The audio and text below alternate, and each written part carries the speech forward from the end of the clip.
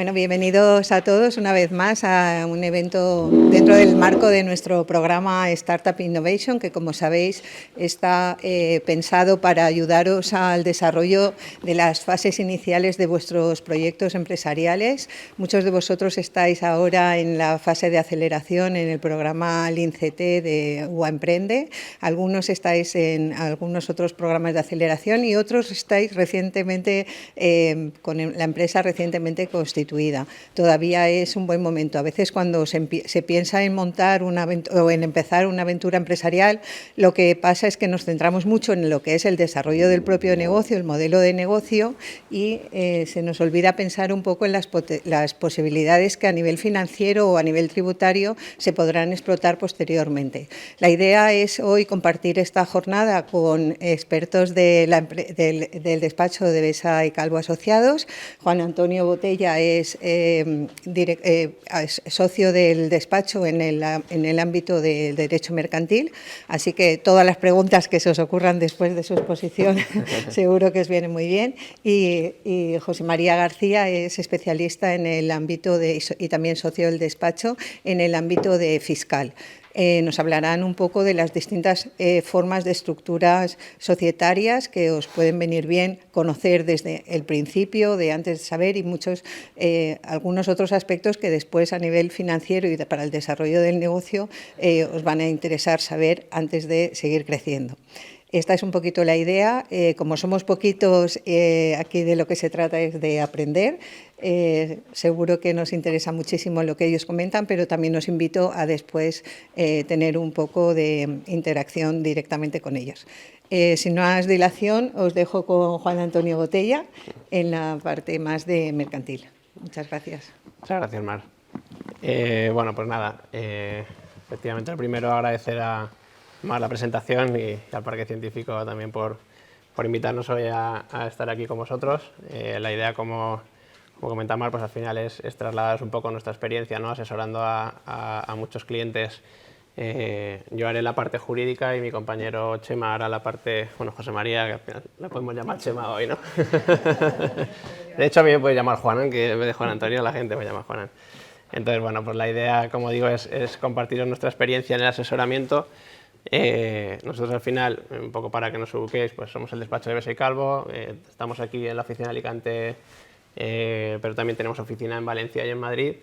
Y normalmente pues asesoramos a pymes, pero también asesoramos a muchos emprendedores, y con lo cual pues el mundo de la startup pues es un mundo que tenemos bastante conocido y hemos asesorado pues en las diversas fases al final de una startup que, como sabéis, pues van evolucionando, ¿no?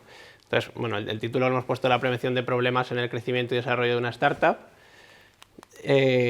La idea inicialmente, o en la parte jurídica, lo que vamos a hacer es, bueno, ahora hacemos una breve definición de las características de lo que es una startup, y después hablaremos de algunas novedades legislativas que tenemos recientemente. También hablaremos, como apuntaba Mar, a qué tipo de sociedad, ¿no? La gente siempre se pregunta qué tipo de sociedad o cómo empiezo como autónomo, como SL, pues ahora lo comentaremos también. Y luego, por último, yo voy a acabar mi parte con pues lo que es la importancia de un buen pacto de socios en una startup por toda la problemática que puede conllevar. Entonces, bueno, pues por empezar, inicialmente decimos que una startup nace normalmente con una idea de un proyecto científico o de un desarrollo tecnológico hecho por emprendedores. En fin, definiciones de startups hay millones, y nosotros aquí hemos puesto pues unas características habituales que eso sí que es verdad, pues que lo hemos visto en todas los clientes a los que hemos asesorado, startups que vienen un poco a compartir las mismas características, ¿no? Las startups suelen tener un origen ligado con la identificación de un problema o una necesidad social, donde al final pues, ese empresario emprendedor lo que pues, identifica un problema en la sociedad, se le ocurre una idea y dice voy a trabajar en cómo solucionarlo, o incluso algo que ya existe y dice voy a trabajar en mejorarlo. Pues ese suele ser bastante el origen de la mayoría de las startups. Además suele ir ligado con un estudio de mercado donde ves que no haya competidores, o sí que sí los hay, que al final tú crees que puedes mejorarlo, ¿no? y suele también ser uno de los aspectos clave al inicio, ¿no? Suelen ser empresas de bajo coste inicial, es decir, una startup pues no tiene una necesidad normalmente de comprar una nave de no sé cuántos millones, no, o sea, las startups suelen partir de, son empresas casi todas que inicialmente tienen bajos costes y que luego a medida que van requiriendo costes pues ya entramos en rondas de financiación o cuestiones que ahora comentaremos también. Son empresas de alta base tecnológica, son empresas también que tienen una previsión de crecimiento rápido y exponencial una vez lanzadas al mercado. Es verdad que las startups tienen una característica y lo ligo un poco con otra cosa que decimos ahora posteriormente, ¿no? Lo de que son escalables a nivel nacional y posteriormente internacional. Es decir, las startups pues si el éxito o el proyecto acaba en un buen producto y entra en el mercado, pues lo que vemos nosotros en nuestros clientes, y es muy curioso, al final es que vienen a mostrarnos el gráfico de la evolución del negocio de la compañía y es exponencial, ¿no? Es decir, al final, pues oye, voy a empezar aquí haciéndolo en una determinada zona, luego lo hago escalable a nivel nacional, luego lo hago escalable a nivel internacional, entonces ves unos crecimientos de ingresos pues que en la empresa tradicional de toda la vida pues no se ha visto, o si se ha visto con mucha pues un mayor marco temporal, ¿no? Las startups, como digo, y sobre todo para esa escalabilidad, ¿no? Para esa mejora del producto, necesitan financiación o inversores, o suelen necesitarlo, y sobre todo en diferentes momentos de su evolución, ¿no? que luego hablaremos un poco de fases. Y al final, pues bueno, por concluir con las características de las startups, pues los emprendedores suelen tener un objetivo que es con la conversión en una gran empresa en el corto o medio plazo, o el famoso exit, ¿no? Esto es curioso que antiguamente no lo veíamos, ¿no? El empresario tradicional no pensaba en cuándo o en vender la compañía y demás, y es verdad que hoy en día nos encontramos gente que está iniciando un proyecto y viene al despacho y nos dice, oye, pues voy a hacer esto y en 4 años la quiero vender, ¿no? Y dices, jolín, si no has empezado todavía a facturar y ya estás diciéndonos que quieres venderla, ¿no?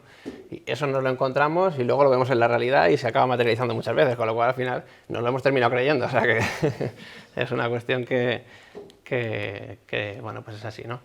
Entonces, desde el punto de vista jurídico, hemos tenido novedades legislativas nada, escasos días. Entró en vigor el 19 de octubre la ley llamada Crea y Crece. Una de las principales novedades es que la sociedad limitada tradicional que todos conocéis, que tenía un capital mínimo de 3.000 euros, pues ahora ya la ley, a través de esta ley Crea y Crece, pues te permite pues ir a notaría y constituir una sociedad limitada con un euro de capital social. Esto, antes habían otras formas societarias como pues, la empresa de formación sucesiva y demás, pero que no han terminado calando y de hecho esta ley las deroga y directamente dice, oye, las SL las podéis constituir ya con un euro. Ahora bien, hay 2 reglas para proteger intereses de acreedores y de terceros que hay que tener en cuenta, y es que si la sociedad tiene beneficios, pues el 20% de esos beneficios vais a tener que destinarlos a reservas o a capital hasta que incrementemos entre reservas y capital y lleguemos a esos 3.000 euros, y esto va ligado también con la responsabilidad. Al final las sociedades limitadas lo que hacen es limitar la responsabilidad del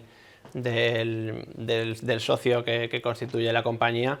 Entonces, por mucho que sea de 1 euro, la responsabilidad la tenemos en los 3.000 igualmente, ¿no? Entonces, pues lo que digo aquí, ¿no? Si al liquidarse la sociedad no hubiera patrimonio suficiente para pagar las obligaciones sociales, los socios responderán solidariamente de la diferencia entre esa cifra de 3.000 y la que hubieran puesto, ¿no? Esto es una novedad, como digo, legislativa. Bueno, dentro de la propia ley Crece y vinculado con esta cuestión de 1 euro, pues nos llama la atención que no haya ningún tipo de mención porque la ley de sociedades de capital, que al final es la que regula la ley de sociedades, bueno, la SL, la SA, ¿no? Lo que viene a decir es que establece unas causas de disolución de las compañías, ¿no? Entonces, cuando una sociedad, su patrimonio neto está por la mitad del capital social, pues es una causa de disolución, está obligada a disolverse, ¿no? Entonces, en este caso, claro, teniendo 1 euro de capital social, pues que el patrimonio neto esté por mitad, o sea, al final estamos en una situación excepcional. Entonces, No dice nada la ley respecto a esta cuestión, pero es verdad que la famosa ley de startups que está viniendo, que ya todavía no ha venido, pero no ha llegado, pero vamos, se espera pronto, ya sí que parece que introduce, está en tramitación parlamentaria y de lo que se está viendo sí que parece que introduce determinadas, pues al final, mejoras, ¿no? Para este tipo de empresas, ¿no? Como son todas las startups, donde por ejemplo esta cuestión de la obligación de disolverte si incurres en esa causa de disolución por pérdidas que hemos comentado, pues estará de alguna forma en stand-by, ¿no? Paralizada durante 3 años y no aplicará esa causa hasta transcurridos esos 3 años. Esta ley de startups, que también será interesante comentarla y revisarla cuando entre en vigor, introduce pues también bastantes ventajas fiscales con, en fin, los tipos impositivos en el IS que parece son más bajos, ahorros de costes notariales, fiscales, con la seguridad social. También introducen novedades que van a apoyar también la inversión en startups de terceros. En fin, esto, como digo, será una cuestión a estudiar, ¿vale? Y por último, de la ley CRECEM, contaros nada, pues que continúan con medidas para agilizar la constitución de las compañías, vinculadas con los puntos de atención al emprendedor. También establecen poder consultarle al registro mercantil si tengo una duda de mis estatutos, a ver si me los va a inscribir o no, pues hacer con tus consultas previas.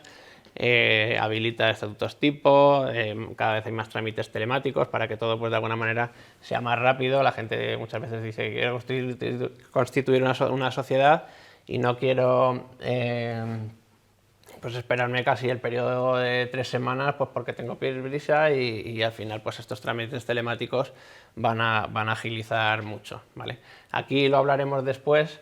Es verdad que cada vez más se están ofreciendo los famosos estatutos tipo o escrituras de constitución tipo, que están bien para agilizarlos, pero tienen que ir acompañados siempre de un pacto de socios, como ahora luego comentaremos, porque si no, al final, lo que nos vemos nosotros en el despacho es que la gente nos llega con unos problemas y precisamente vienen por ahí, ¿no? Porque no se han previsto determinadas cosas que desde el punto de vista jurídico, y luego ya no solo jurídico, sino de evolución propia de las personas, de dos socios que han iniciado un proyecto, luego por lo que sea se han peleado y demás, pues no tienen reguladas las posibles vías para el desbloqueo.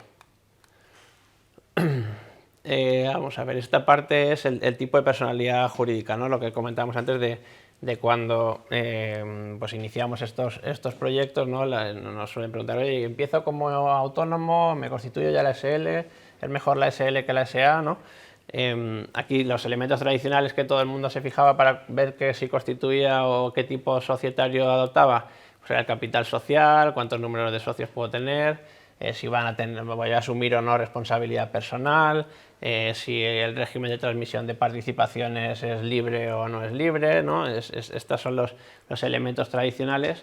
Con las startups lo que tenemos que tener en cuenta es que son empresas, como hemos hablado, que van a crecer muy rápido, que tienen que estar preparadas, como ponemos aquí, para obtener recursos financieros o para, como os pongo aquí, ¿no? para recibir financiación pública, ¿no? Y a lo mejor pues, voy a querer optar a una ayuda, a una subvención, y en lo que son las condiciones para obtenerla, pues te dicen que o eres una SL o no puedes optar, ¿no? Pues con lo cual los que son autónomos pues saben que si quieren ir a la ayuda van a tener que irse a una SL, ¿no?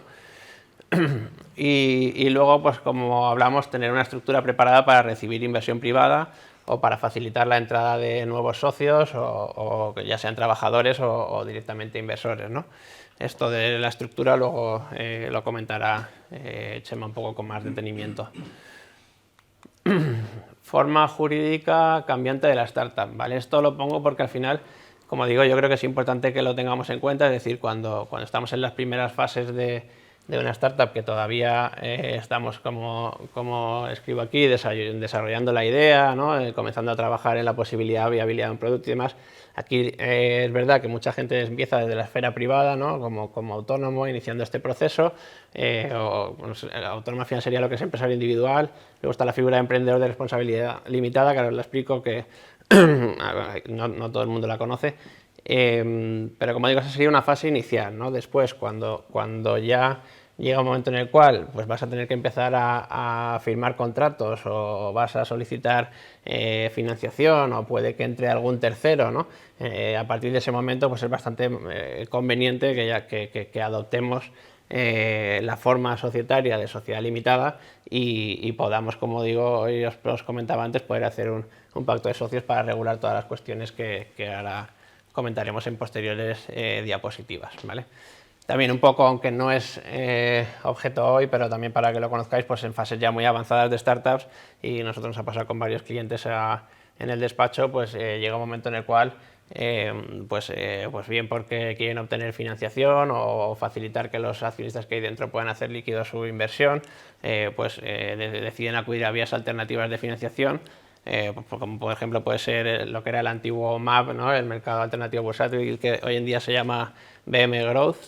Entonces, en este caso, pues lo que te establece la ley es la obligación de conversión en sociedad anónima, con lo cual, pues bueno, como digo, en la fase, en la evolución, ¿no? de todo lo que es la startup, pues pasamos de ser autónomo, SL, SA o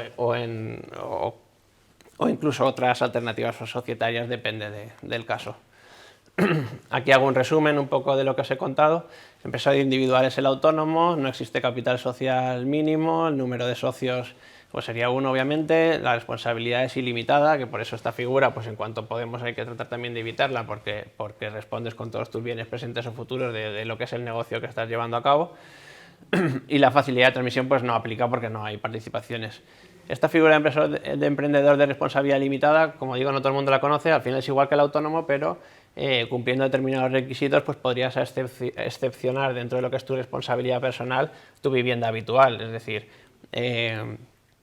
si tú tienes una vivienda que cumple los requisitos, que tenga un valor inferior a, no sé si son 200 o 300.000 euros, no lo recuerdo, y además pues presentas tus cuentas de autónomo en el registro mercantil y cumples una serie de requisitos, pues puedes llegar a pasar a ser la figura de emprendedor de responsabilidad limitada, pero que al final sigues respondiendo con todo tu patrimonio, a excepción de esa vivienda que has conseguido salvar, ¿no?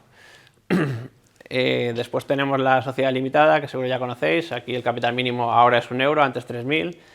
Número de socios mínimo es 1. Responsabilidad, como su nombre indica, está limitada hasta la aportación que se hace en la propia constitución de la compañía. Y la facilidad de transmisión de participaciones es baja, ¿no? Porque, como luego comentaremos, pues las sociedades limitadas pues tienen unos derechos de adquisición preferente del resto de socios que hacen que transmitir las participaciones a terceros, nuevos inversores y demás, pues sea algo más complejo, ¿no?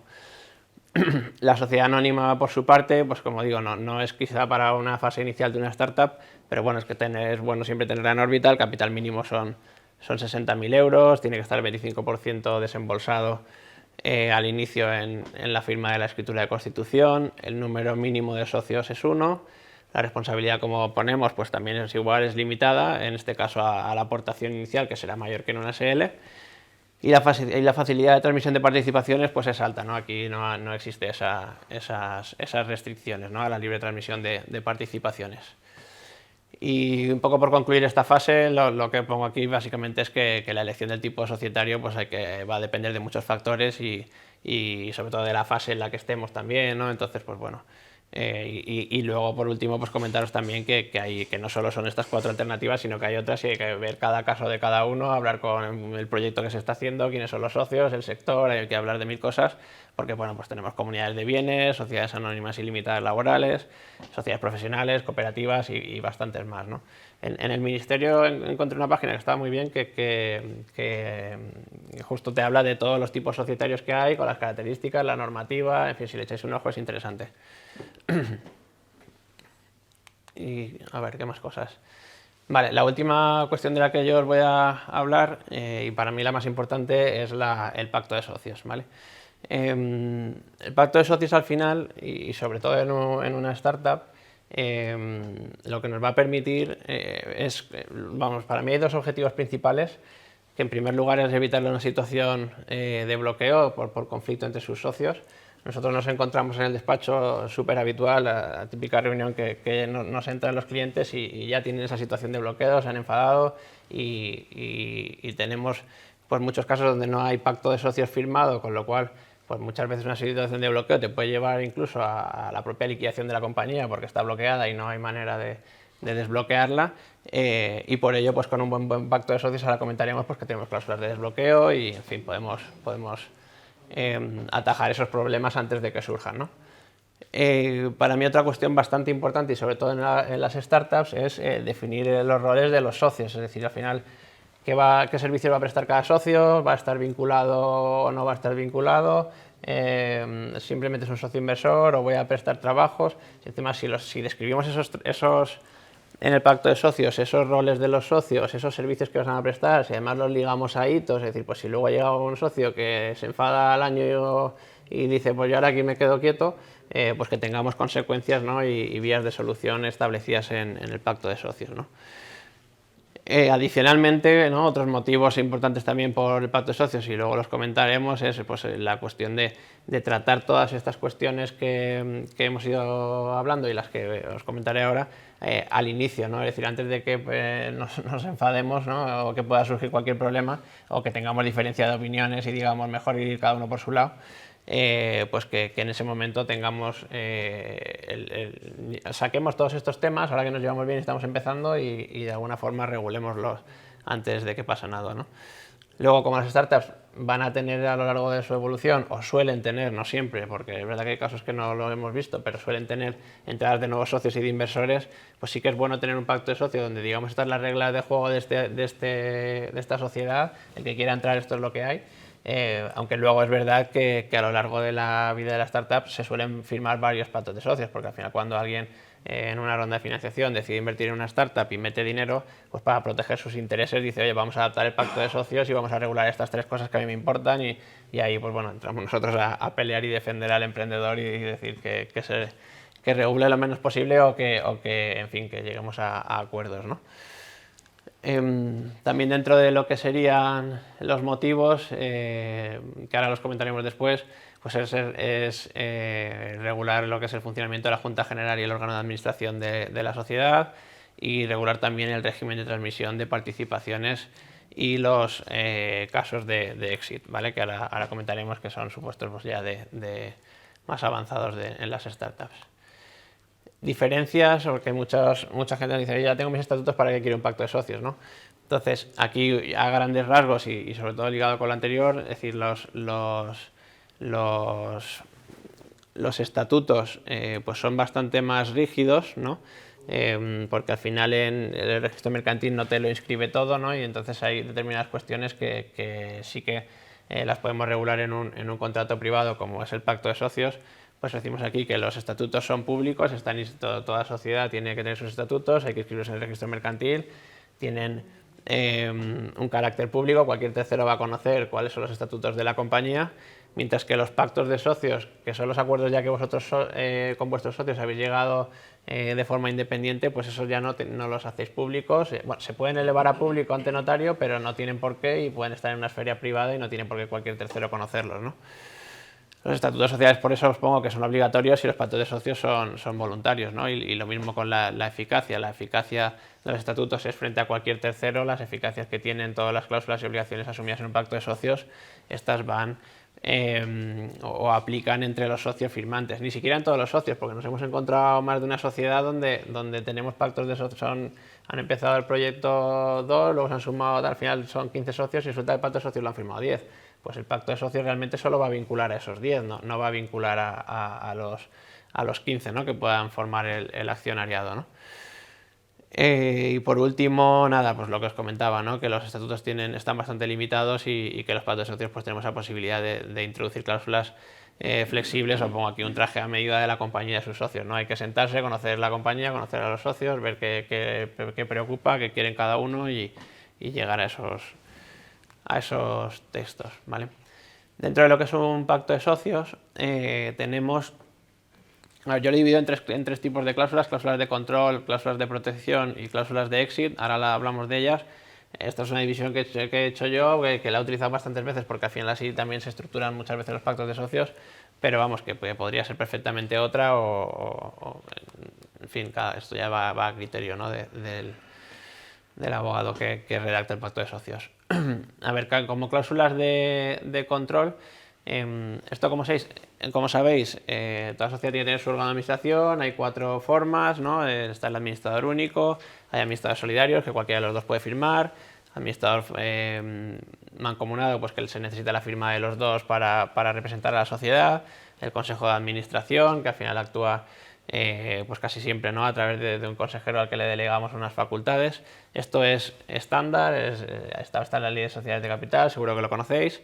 Pero es verdad que, como digo, al final el registro va a inscribir el administrador, son 2 administradores solidarios, Pepito y Juanito, y ya está, y ahí se termina lo que hemos inscrito en el registro mercantil, ¿no? A nivel pacto de socios y en la cláusula concreta del órgano de administración, pues sí que podemos regular otras cosas como, oye, vamos a ser solidarios, por ejemplo, Chema y yo somos administradores solidarios porque nos fiamos el uno del otro, pero luego a lo mejor en el día a día pues oye, yo me he ido de viaje y fenomenal porque tengo a Chema que puede ir al banco y firmar o firmar un contrato o lo que sea, pero igual hay un tema trascendental que decimos, oye, pues endeudarse a la compañía, ¿no? Teóricamente un administrador podría solicitar financiación o podría hacer una operación relevante y firmar el nombre de la compañía, ¿no? Entonces en el pacto de socios pues tratamos nosotros siempre de sacar una serie de materias delicadas o de cierta importancia que digamos, oye, pues es verdad que en el registro mercantil dice que somos solidarios, pero a nivel pacto de socios nos obligamos a que estas materias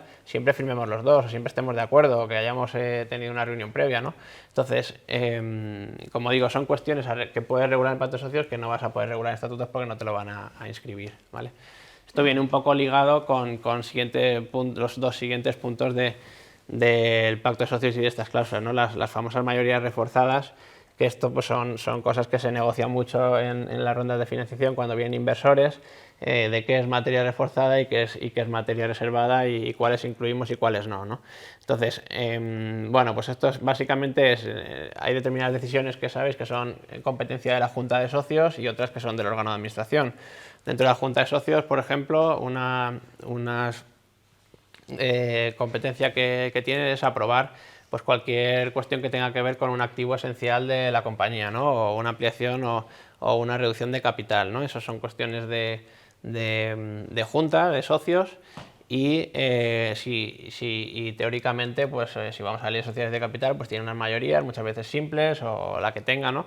Y en este caso, pues lo que haremos en el pacto de socios es que si consideramos que es importante determinada materia, pues la catalogamos como materia reforzada y le ponemos un porcentaje de, imaginaros, el 80%. Pues si esta cuestión no la aprueba el 80% del accionario de la compañía, pues no sale adelante, ¿no? Es decir, no se aprobaría, ¿no? Y en sede de consejo lo mismo, ¿no? Pues el consejo de administración, pongo aquí, oye, pues aprueba el business plan de la startup, ¿no? Pues el business plan de la startup, si lo queremos modificar a otro diferente, pues lo mismo, ¿no? Es decir, no vale si tenemos un consejo de administración de 5, pues a lo mejor tenemos que decir que para modificar el business plan, pues tenemos que decirlo como mínimo 4, ¿no? O sea, que vamos a mayorías mayores para la adopción de acuerdos. Las materias reservadas y que pongo aquí el derecho de veto, esto lo vemos mucho en la práctica y lo vemos bastante, sobre todo cuando gente ya, pues eso, ¿no? Es decir, necesitamos financiación para la compañía, acudes a un socio inversor y el socio inversor lo que dice es, oye, yo me voy a jugar mi dinero, pues esta materia determinada pues no se aprueba sin mi consentimiento. O sea, directamente ya definimos la materia y definimos quién puede vetar la aprobación de ese acuerdo, ¿no? Entonces hay determinados acuerdos que van a estar ligados con derechos de veto en el pacto de socios y no se podrán aprobar si esa persona o esa sociedad que ha entrado en el accionariado pues no la aprueba, ¿vale? Y los comités de dirección y de seguimiento son también bastante habituales en startups conforme van creciendo porque pues muchas veces tenemos socios trabajadores que están en el día a día, conocen todo y demás, y tenemos gente que simplemente ha puesto un dinero para ver cómo va el proyecto y entonces tenemos que poner unos comités de seguimiento o comités de dirección para que a esa persona pues se le rinda cuentas, oye, pues la startup que sepáis que ha firmado un contrato con esta, en fin, universidad o con esta otra empresa para un acuerdo de colaboración de no sé qué, es decir, se hace seguimiento o seguimiento del propio business plan para que se les pueda ir informando, ¿vale? Una pregunta, Juan Antonio. Sí.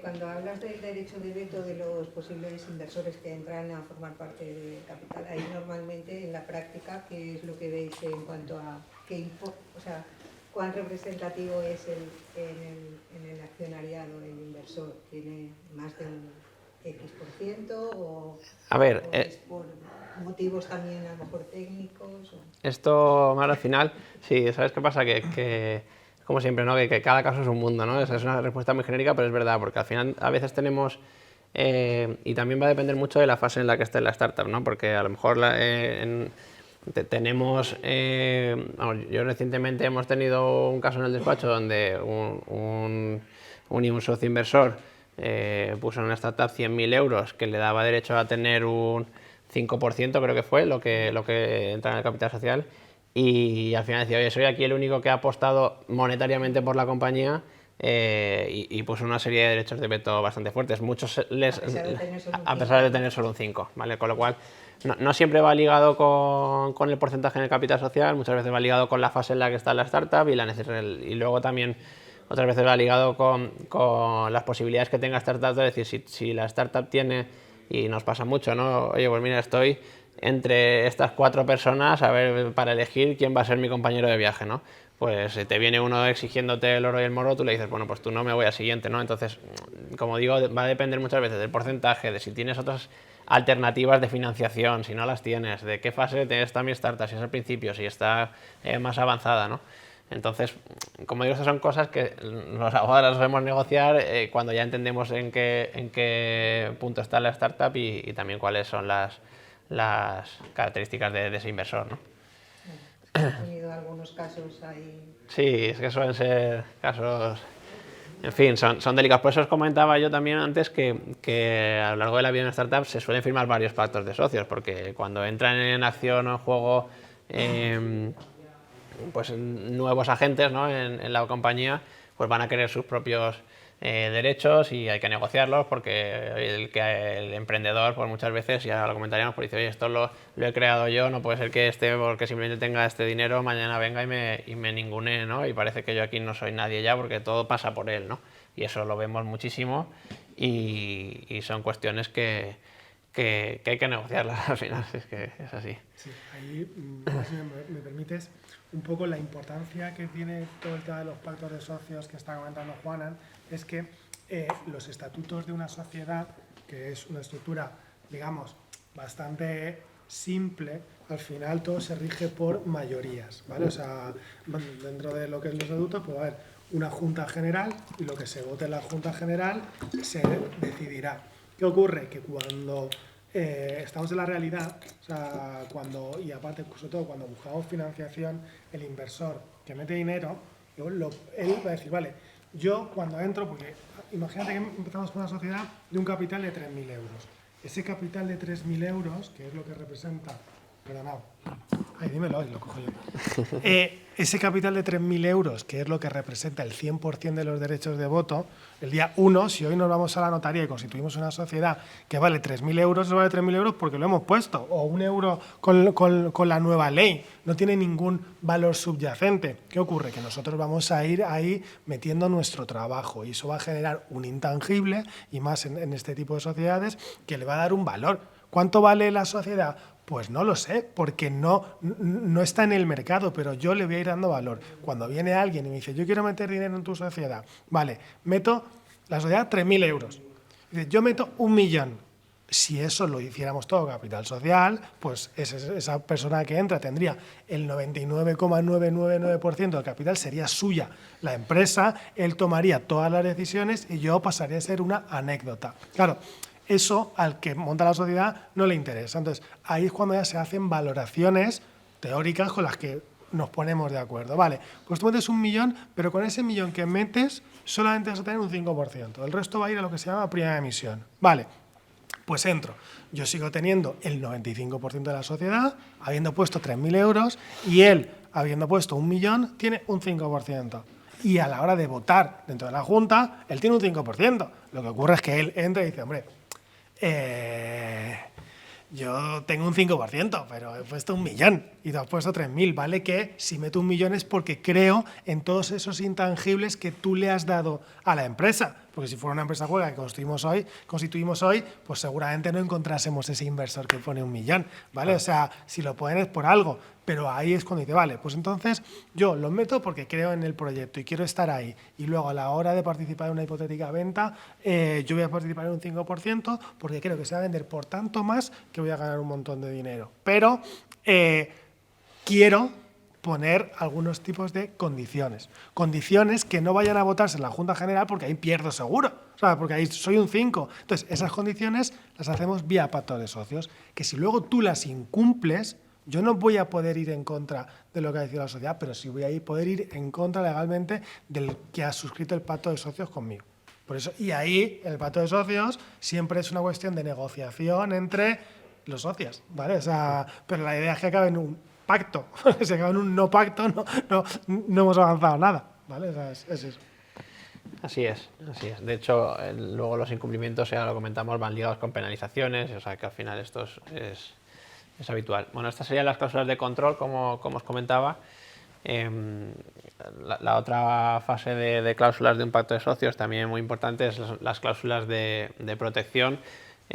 Esto, pues bueno, la primera que os pongo es el famoso llamado lock-up period, que bueno, pues una permanencia de los socios obligatoria, ¿no? Muchas veces pues se la autoimponen los socios que están iniciando, otras veces es en fases posteriores, ¿no? Cuando alguien sí que de verdad apuesta por ti, como comentaba Chema, pone 1 millón de euros y dices, oye, pues por lo menos me garantizo que tú te quedes aquí 3 años y ponen estas cláusulas. Pero vamos, son súper habituales en las startups precisamente por eso, porque más que al inicio capital, lo que hay es trabajo, esfuerzo de una persona, el que lo ha creado y va ligada también. Todas estas prácticamente todas van entrelazadas, ¿no? Es decir, que el socio emprendedor que ha creado la idea, que tiene avanzado el proyecto y demás, pues que no haga competencia contractual o postcontractual ni durante mientras él está siendo socio como después, ¿no?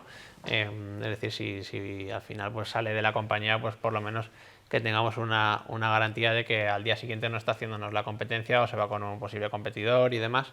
Es verdad que la no competencia postcontractual sí que está limitada máximo a 2-3 años en función de normalmente con un emprendedor lo máximo serían 3 años.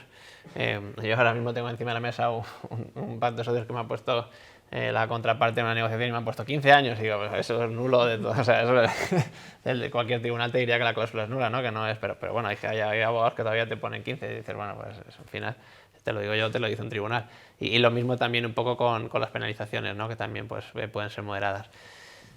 Otra importante cláusula de protección es, como os decía antes, ¿no? Lo que aporta cada socio al proyecto, ya sea a nivel de trabajo porque está comprometido con determinadas prestaciones de servicios, dedicación de un tiempo. Por eso os comentaba antes, ¿no? De detallar muy bien en los pactos de socios lo que va a hacer cada uno de ellos y si es inversor o es trabajador y en fin, a lo que va a asumir cada uno. Precisamente por eso, ¿no? Porque no llegue ese momento de enfado o conflicto entre socios y uno se ponga de brazos cruzados y esto tira hacia adelante si tú hacías determinadas cosas y dejas de hacerlas, esto no va hacia adelante, ¿no?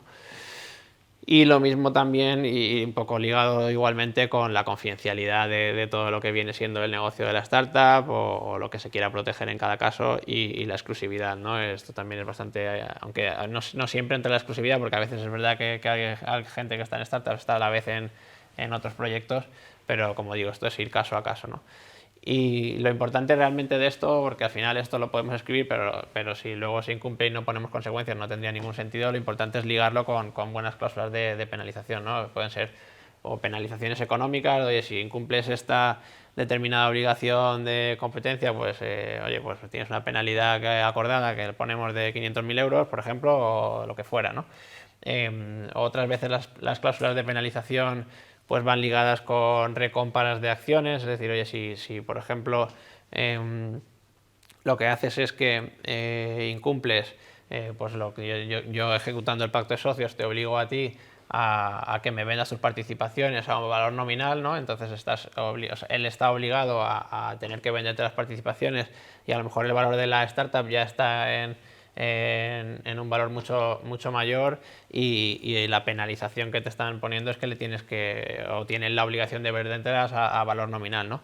Eso tiene alguna consecuencia fiscal, pero aquí nuestro fiscalista nos lo puede en fin, comentar, ¿no? Pero es verdad que eso es habitual, y si luego hay una contingencia fiscal, incluso en el propio pacto de socios solemos escribir, oye, cualquier tipo de contingencia fiscal que se derive de esta penalización la asume el socio incumplidor, con lo cual al final pues es verdad que de alguna forma tratamos, ¿no?, de proteger a quien cumple esos acuerdos, ¿no?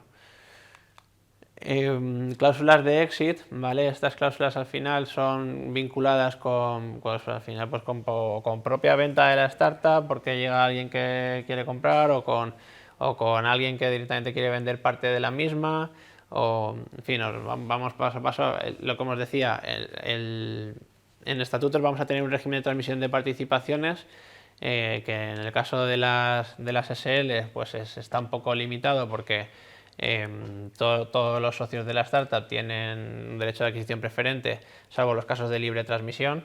La ley dice que los casos de libre transmisión de un socio en una SL pues es libre dice a socios, a cónyuges, a ascendientes, descendientes y sociedades del mismo grupo, ¿no? Los pactos de socios lo que tratamos es de definir eso un poco más, ¿no? Por ejemplo, yo bajo mi punto de vista pues no recomendaría, y no suelo hacerlo, que la transmisión sea libre a ascendientes, descendientes o a cónyuges, porque al final no tienen mucho que ver con el proyecto, no lo conocen, con lo cual al final esa transmisión a un ascendiente o a un descendiente pues no suele aportar si no están ellos vinculados o metidos en lo que es el negocio, ¿no? Entonces, pues bueno, como digo, son cláusulas que en pacto de socios las regulamos con más detalle para evitar estas problemáticas, ¿no? Cláusulas famosas de drag-along y tag-along, no sé si las habéis escuchado. Al final la cláusula de drag-along sería una cláusula de arrastres, es una cláusula que teóricamente beneficia al socio mayoritario. Esto pues al final suele pasar, pongo el ejemplo, un socio mayoritario que tiene 80% y el resto del accionariado pues lo tienen varios socios que al final tienen el 20% entre todos ellos, ¿no?, que serían los minoritarios. El mayoritario de repente consigue una oferta por el 100% de la compañía súper interesante y demás, pues si tenemos la cláusula de drag-along, el socio mayoritario pues podrá obligar o arrastrar, como dice la propia cláusula, ¿no?, al resto de socios a vender a unas determinadas condiciones, que también hay que negociarlo previamente en el pacto de socios. Hay que definir muy bien cómo se va a articular este derecho de arrastre que tiene el socio mayoritario. Y luego a la inversa, ¿no?, la tag-along, que sería la cláusula de acompañamiento, pues suele decirse que es en beneficio del minoritario, porque al final igual el tercero dice, oye, pues yo le compro al que tiene el 80% y con el pacto de socios que tiene tengo la mayoría, ya no necesito comprar el otro 20%, ¿no? Entonces las cláusulas de tag-along precisamente lo que hacen es proteger al minoritario, que dice, no vale que vendas y me dejes aquí con uno nuevo que ni conozco y no sé qué me va a poner aquí de reglas al día siguiente de funcionamiento, ¿no? Entonces pues son cláusulas que protegen a esos socios minoritarios, ¿no? De todas maneras, como digo, esto hay que negociarlas caso a caso entre todos los socios, y igual una cláusula de arrastre pues no beneficia tanto al socio minoritario, porque está articulada con una relación, unos derechos también en favor del minoritario, ¿no? O sea que esto es verlas caso a caso, ¿no? Cláusulas de no dilución con la entrada de nuevos socios o inversores. Vale, estas cláusulas, pues por ejemplo, las vemos cuando tenemos un CEO, vamos, que es al final el fundador de la startup y dice, oye, yo entre comillas he parido esta idea, lo que no vale es que mañana, cuando nazca esa necesidad de financiación, pues a mí me diluyan, ¿no?, en el capital social. Entonces se ponen cláusulas de no dilución, perdón, donde el CEO dice, yo como mínimo me voy a quedar con este porcentaje siempre durante un periodo de tiempo, ¿no? Ese sería un caso en los que la no dilución aplica, ¿no?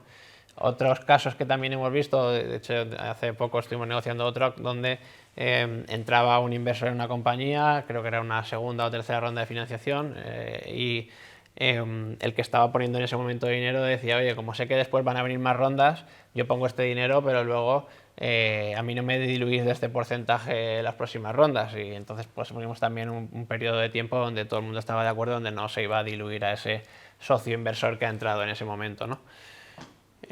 Situaciones de bloqueo, este es el famoso 50-50, ¿no?, de las decisiones de junta o de consejo. Esto ahora lo comentamos en la diapositiva siguiente. Y la liquidación preferente de los casos de exit, Esto también son para pactos de socios más avanzados, pero bueno, es bueno que os vaya sonando si no la conocéis. Al final hay que definir qué es un supuesto de liquidación, pero bueno, van ligados con supuestos en los cuales alguien también pues pone un dinero y dice, oye, si luego la sociedad se liquida, pues primero cobro yo lo que he puesto y luego ya cobráis el resto, ¿no? O si vendemos, primero cojo yo y después, o sea, al final, como digo, esto dependerá de cómo se articule, pero tratan de defender pues a ese socio, en este caso, que pone un dinero y es una cláusula que nos la suelen poner en todos los pactos de socios en las rondas de financiación y las negociamos todas, porque al final ellos piden mucho y queremos dar poco.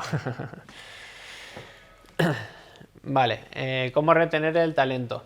Esto está ligado, no siempre tiene por qué estar dentro de los pactos de socios, unas veces sí, otras veces no. Pero bueno, a grandes rasgos hay más opciones alternativas. Yo he puesto las tres más habituales y que son las que siempre vemos, que son las famosas stock options, las phantom shares y la participación en beneficios. La participación en beneficios, esto es lo que ha sido toda la vida el bonus porque la empresa vaya bien. O sea, esta no es novedosa, al final estaba ligada, es un derecho económico ligado al resultado de la empresa.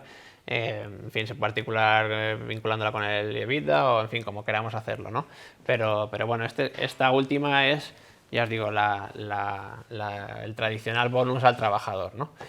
Las dos primeras, que son las stock options y las phantom shares, estas, la primera, que es la stock options, es, como su nombre indica, al final es una opción de compra que se le está dando a un trabajador que por trabajar y estar vinculado a la compañía, pues le vas a dejar comprar unas participaciones más adelante a un precio actual, con lo cual teóricamente la compañía va a aumentar su valor en los próximos años, pero cuando llegue el momento de ejercicio de esa opción se le va a dar o se le va a conceder, bueno, se le concede ya mismo el derecho, pero se le venga en ese momento donde podrá adquirir determinadas participaciones que se haya negociado con él en ese momento, ¿no? Aquí os pongo un ejemplo porque un poco para que veáis cómo suelen funcionar las cláusulas y los pactos de stock options. Estos van ligados con planes de incentivos, que haces un plan de incentivos a determinados trabajadores con stock options o lo haces con phantom shares, ¿no? Pero lo que se suele hacer es que se va devengando, porque lo que queremos aquí siempre es retener talento, que aguanten aquí 4 años en este proyecto y a lo mejor no tenemos dinero en la startup para pagarle. O sea, necesito un programador que tiene que cobrar o cobra en el mercado 2.500 y la startup no tiene en ese momento, pues le dices, oye, pues yo te pago 1.500 y el resto te doy o te compenso con una stock option, ¿no? Al final, como digo, es para retener el talento y como lo queremos 4 años, pues tampoco tiene sentido que el primer año ella vaya y ejecute. Entonces lo que se va diciendo es que tú vas devengando, pues el primer año devengas el 25%, el segundo año el 25% y el derecho acumulado pues al final del cuarto año es cuando se te generaría ese derecho de ejecutar la opción de compra, ¿no? De esas participaciones a ese precio bonificado. Además es bueno y solemos ponerlo que no sea una posibilidad de ese trabajador que el primer año ya pues vaya a notaría y dice, yo ya ejecuto mi 25%, ¿no? O sea, lo que queremos es aguantarlo 4 años porque pensamos que es el tiempo necesario que vamos a necesitarle, con lo cual el derecho se lo estamos concediendo en el pacto, en la redacción, que lo podrá ejecutar el cuarto año, ¿vale? Las phantom shares, que sería la otra opción más habitual que nos encontramos siempre, es al final pues lo que dice es que es un derecho económico sobre participaciones. Mientras en la stock option, cuando el socio ejecuta la opción de compra, pasa a ser socio y se integra dentro del capital social, con lo cual tiene los derechos de voto, va a ir a las juntas, va a votar igual que cualquier otro socio.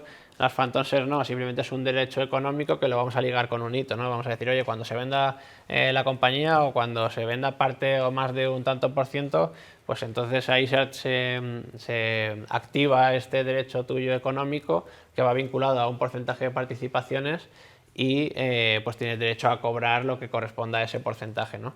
Es como que estás detrás de esas participaciones, pero no constan, ni vas a las juntas, ni votas, no ejecutas los derechos políticos, ¿vale? Y nada, pues al final estos serían los llamados planes de incentivos que, como digo, muchas veces están metidos en los pactos de socios y otras veces no. Es un plan de incentivos que se hace ad hoc para las compañías y ya está. Tampoco es bueno ponernos a dar phantom shares y stock options como si fuera esto, porque al final te das cuenta que es un peligro, ¿no? La gente suele hacer planes de stock option y de phantom shares que máximo cogen un 5 o un 10 yo lo máximo que he visto ha sido un 10, porque si no, pues cuando viene un socio inversor y te dice, a ver, dime los contratos privados que tiene tu compañía, y le sacas ahí, pues mira, este es mi plan de phantom shares, y tienes a 50.000 personas con derechos detrás, pues es más difícil que metan o que apuesten por tu proyecto, ¿no? Situaciones de bloqueo. Vale, nada, me quedan dos diapositivas. Las situaciones de bloqueo, a ver, estas las pongo en una parte especial porque es bastante... esto es una cuestión a decidir, ¿no?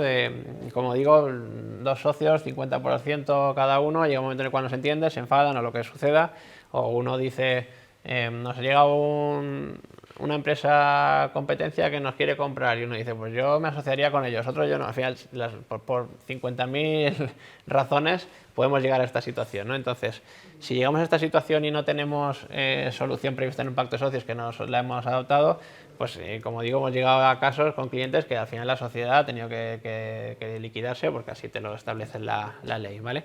Si tenemos una situación de bloqueo y ya tenemos un pacto de socios donde hemos dicho cómo vamos a articular la solución, pues iríamos a alguna de ellas, ¿no? Formas de solucionar, aquí he puesto 4, hay muchas más. Una sería el voto de calidad del propio CEO fundador, ¿no? Que se dice, oye, si nos peleamos algún día, lo que diga esta persona, que es quien lo ha creado, esto es lo que vale, ¿no? O del presidente del consejo, que se le da también a veces ese voto de calidad. La segunda sería nombrar un tercero independiente, es decir, si nos estamos peleando por una materia que tiene que ver con un tema financiero, pues vamos los dos a designar a una parte que sea experta, que sea independiente, ¿no? Entre los dos designamos a esa persona o un árbitro y al final nos sometemos a ese criterio y lo que diga ese experto al cual se le contrata por la empresa, pues es a lo que nos tenemos todos que vamos a tener y respetarlo, ¿no? Y votar a favor en la Junta de lo que haya dicho esta persona, ¿no? Y luego dos soluciones son muy americanas, pero es verdad que las vemos súper frecuentemente en los pactos de socios y además yo he participado en dos que se han resuelto con éxito, ¿no? Una es la ruleta rusa, este método que es como el método de subasta. Al final, pues si por ejemplo somos dos socios, Chema y yo, que nos pasa esta situación de bloqueo, al final pues sería, oye, yo, Chema, te compro tus participaciones por 100.000, él me diría, no, pues yo te las compro a ti por 150.000, entonces al final llegará un momento en el cual uno de los dos diga, oye, pues yo con esto que me ofrece estoy contento, que me dé el dinero y que siga la empresa, ¿no? Ese sería el método de subasta. Y el Texas Shot-Out, que ese, pues yo tuve uno hace 2 años, pues nada, pues acudí a notaría, fueron los dos socios, cada socio puso en un sobre lo que pensaba que valía la compañía y el notario los levantó, el que más había puesto, pues el otro estaba obligado y así lo regulaba el pacto de socios, a venderle a ese precio, ¿no? Al mayor precio que hubiera puesto uno de los socios que pensaba que su compañía tenía de valor, ¿no? Entonces, pues bueno, se solucionó de esa forma. Y luego ya como digo, yo estoy hablando de la parte legal, os he contado el pacto de socios, todo lo que hemos hablado en la ponencia de la forma societaria, pero hay muchísimos aspectos legales dentro de una startup. Os he puesto aquí algunos a tener en cuenta, ¿no? La propia aportación de los activos a la sociedad, es decir, la marca, el dominio, la cartera de clientes, que muchas veces están al inicio en la esfera privada del socio fundador y no se aportan a la SL. Es importantísimo que sea aportada en un momento a la SL porque es la compañía la que tiene que ser dueña de todo, ¿no? Los derechos y los activos de la compañía. Cuestión de datos de protección de datos de carácter personal, como sabéis, esto cada día está más en auge, las sanciones son súper elevadísimas. Además, en startups que igual, pues oye, con el mundo de las aplicaciones recabas consentimientos, o sea, recabas información personal de clientes y demás, tengamos mucho cuidado con este aspecto de las startups, de asesorarnos bien con la protección de los datos de carácter personal y pues sobre todo por lo que os digo, ¿no? porque la agencia de protección de datos cada vez está más encima y las sanciones son bastante elevadas.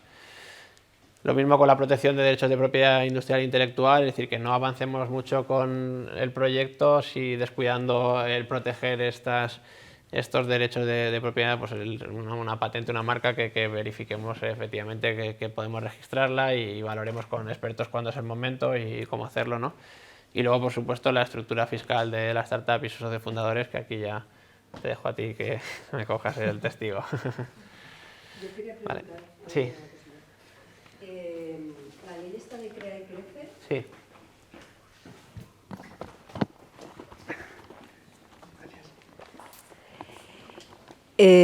Mi pregunta es si a pesar de crear una sociedad con capital social 1 euro, si dice algo de la naturaleza de los socios. O sea, ¿podría haber una entidad jurídica como socio de una sociedad limitada de este tipo? O sea, sigue siendo una sociedad limitada tal cual. Lo único que han modificado es el umbral El umbral del capital mínimo. Vale. O sea, te refieres a si el socio puede ser una persona jurídica, ¿no? Sí, porque había alguna figura por ahí que no sé si sigue existiendo, que sí que no te permitía que fuera una entidad jurídica uno de los socios, Sí. y no sabía si aquí habían hecho lo mismo. Esa es una. La otra pregunta es si siempre prevalece el pacto de socios frente a los estatutos. Esto, al final, a ver, es una pregunta bastante habitual, esto depende siempre de, como digo, es decir, entre los estatutos es como digo, la eficacia es contra terceros, es decir, cualquier tercero para lo que le vincula son los estatutos, no le vincula el pacto de socios, pero entre partes, lo que les vincula, entre socios firmantes, lo que le vincula, además de los estatutos, es el pacto de socios, con lo cual en la medida en que haya un incumplimiento de un pacto de socios entre cualquiera de los socios, porque muchas veces los estatutos dicen una cosa y luego los pactos de socios la complementan o añaden más obligaciones o más derechos. Pues entre los socios lo que prevalece es el pacto de socios en la medida en que es un derecho o una obligación que tú has asumido, has firmado y luego se te va a poder exigir, ¿no? Entonces, al final, entre los socios va a prevalecer el pacto de socios. A nivel a un tercero no le puedes vincular con un pacto de socios. Es decir, si un tercero va a adquirir un determinado porcentaje de participaciones, él se va a atener al régimen de transmisión de participaciones que tiene la SL en estatutos inscrito en el registro. Ahora, si luego dentro de ellos los socios han acordado en particular, oye, pues si solo van a comprar un 30, primero vende el CEO, ¿no? Pues eso lo tienes en pacto de socios, pues los demás tendrán que votar que cuando haya que votar esa venta, que es el CEO el que vende el primero y no un porcentaje cada uno, ese 30% nos diluimos cada uno un poquito de lo que tenemos, ¿no? Si en pacto de socios hemos dicho que no, que primero vende todo el CEO y luego venderán los demás, pues eso es lo que se tiene que atañar. O sea, que siempre que no colisione con derechos de terceros, por así decirlo, Claro, sí que prevalece. Claro. Es decir, al final la cuestión es que ellos, los socios, se van a tener que ceñir lo que han pactado entre ellos y el tercero va a ceñirse a estatutos, ¿vale? Y luego, no sé si tenéis experiencia, por lo que habéis dicho, sí, pero claro, muchas de las empresas que surgen en el ámbito universitario surgen con un equipo que tiene un sesgo, que tiene un perfil muy determinado. Pues si son investigadores, son los tres que se juntan son investigadores en no sé qué. Sí. Entonces, sería muy interesante poder incorporar desde el inicio otros perfiles que hicieran las veces a lo mejor de CEO, con un perfil más empresarial. No sé si habéis visto casos de este tipo que ya desde el origen entran con una persona que es ajena, por así decirlo, a los que han parido la idea y a los que tienen el conocimiento de lo que es la idea o la tecnología. ¿Y cuál sería vuestra recomendación en ese sentido para vincular a una persona ajena al proyecto, pero que realmente la necesitas para que tire hacia adelante ese proyecto? No sé si me explico. Sí, creo que... O sea, no sé si lo habitual es hacer a lo mejor un vesting y ir dándole... No lo sé, claro, cuál es vuestra experiencia. Por eso digo que ahí dependerá, porque al final esa persona va a estar retribuida o no va a estarlo. Queremos que aporte... No va a estar retribuida, claro, porque al principio salen secos. Por eso digo que al principio no va a estarlo. Con lo cual, al final, pues habrá que valorar pues, cuestiones como las que hemos comentado, ¿no? Es decir, a lo mejor ponerle hacer un plan de stock options donde a esta persona le vamos a dar una entrada en el capital o darle del inicio. Es decir, esto, ¿sabes qué pasa? Que va siempre con la negociación. Es decir, cuánto importante es esa persona, cuántas personas como estas vamos a necesitar y van a ver. Entonces, yo creo que aquí hay que sentarse caso a caso y ver efectivamente qué encaje hay que darle a cada startup, ¿no? Porque igual en una startup necesitamos una persona de estas características, pero en otra necesitamos a varias, con lo cual tampoco tiene mucho sentido que digamos, un porcentaje... O sea, no va a haber una regla general para contestar esa pregunta, ¿sabes? Vamos, por lo menos bajo mi punto de vista, no sé tú, Chema. No, era más bien en vuestra experiencia, ¿qué es lo que habíais visto? No. En nuestra experiencia, siempre se incorpora Pues tranquilo, no te preocupes, que lo voy sufriendo ahí corriendo.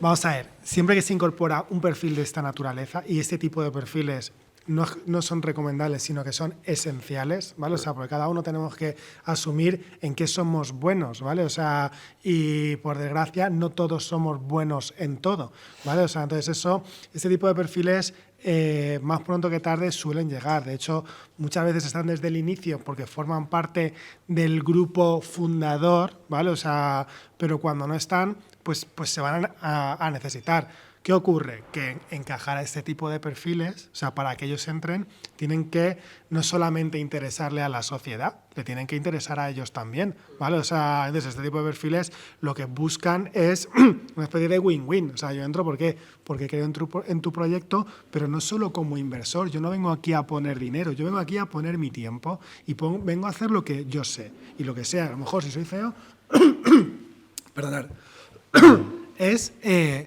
conectar con gente o hablar con entidades financieras o buscar socios que nos puedan ayudar a crecer. Algo en la que esa persona es buena y que los fundadores no lo son tanto, ¿vale? O sea, entonces, ahí, al final, generalmente eso suele suceder en un estadio no inicial, ¿vale? O sea, eso es cuando el proyecto es lo suficientemente atractivo para que esas personas quieran comprometerse con el proyecto y sí que conocemos y sí que hay, además incluso en el ecosistema provincial, pues si pensáis en las startups más famosas, pues hay más de una con ese perfil, ¿vale? O sea, en las cuales hay unos fundadores que se dedican al desarrollo tecnológico y luego a lo mejor un CEO que no tiene nada que ver originariamente con el sector en el cual está esa sociedad, pero que les ha dado un impulso,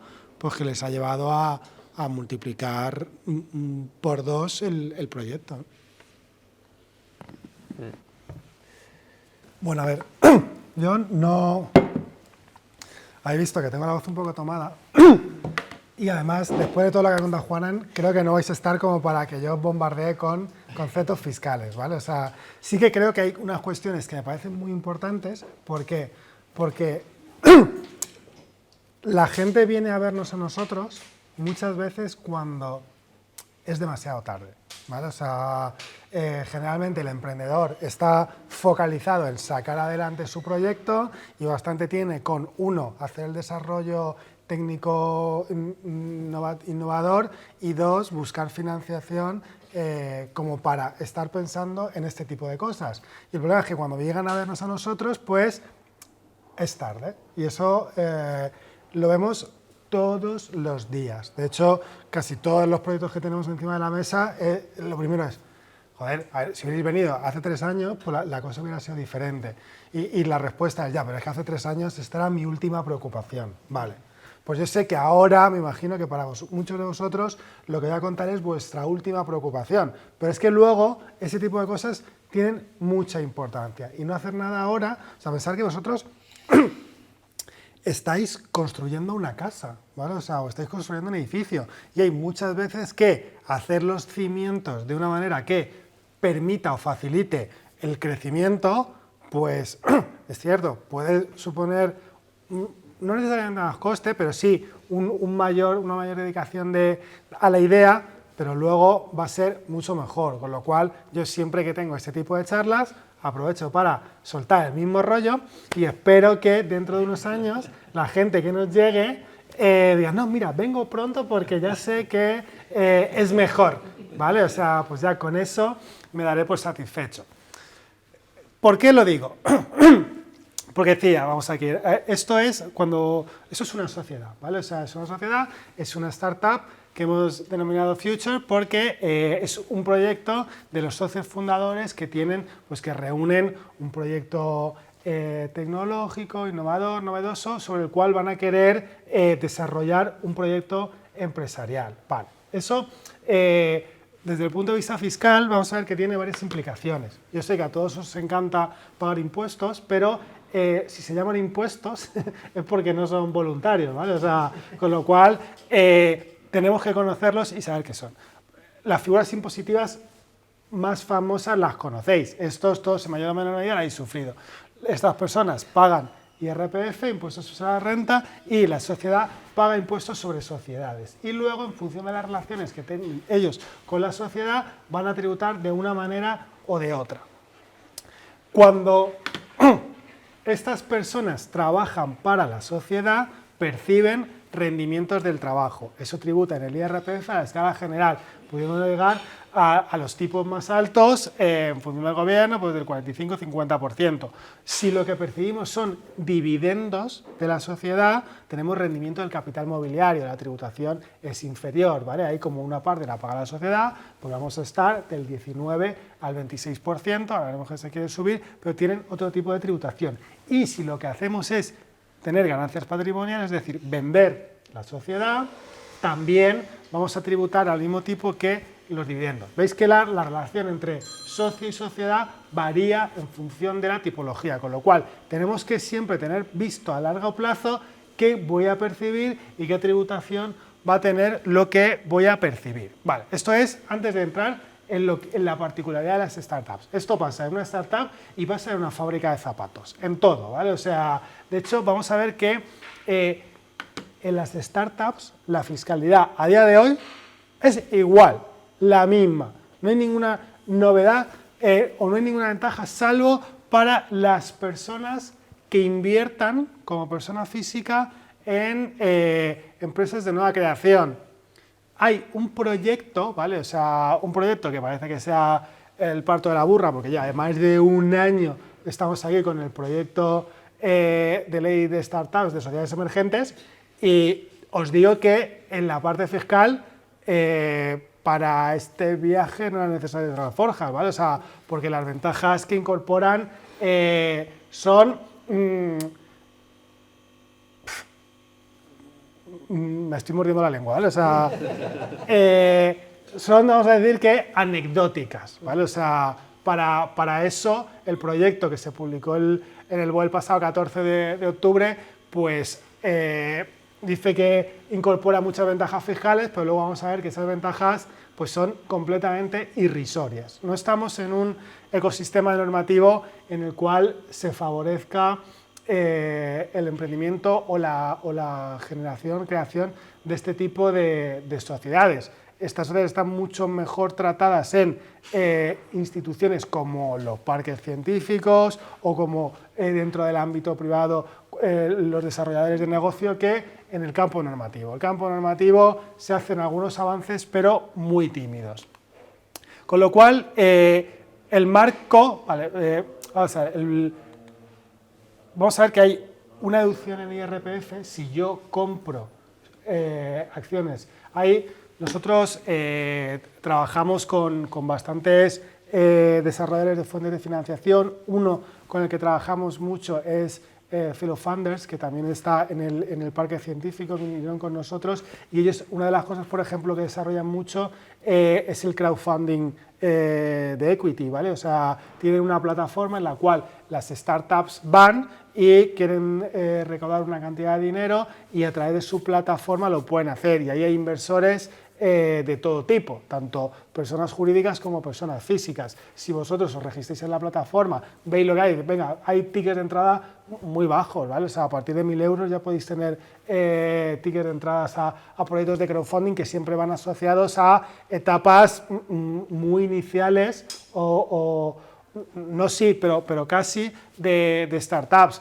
Eso está hecho para gente a la que le gusta invertir. Ese tipo de inversor tiene una ventaja en el IRPF, pero una deducción que puede llegar al 30% y la anual llega al 50%, pero está limitada, ¿vale? O sea, las sociedades no pueden tener más de 400.000 euros en los fondos propios, van a tener que desinvertir, y como vehículo de inversión no es nada recomendable. Eso está hecho pues, para gente que invierte 1.000 euros o 2.000 euros y ya está, ¿vale? O sea, pero no, vais a ver que a día de hoy, por desgracia, en el mundillo del private equity, bueno, hay una terminología inglesa brutal porque es lo que está avanzado, ¿vale? O sea, no es que mole más, es que simplemente lo hemos importado de allí porque aquí no lo teníamos, nadie hablaba de esto, y entonces se utiliza eso, no es porque no quiero resultar pedante, ¿vale? O sea, pero se utiliza así. En el mundo de lo que es participación, porque aquí en España siempre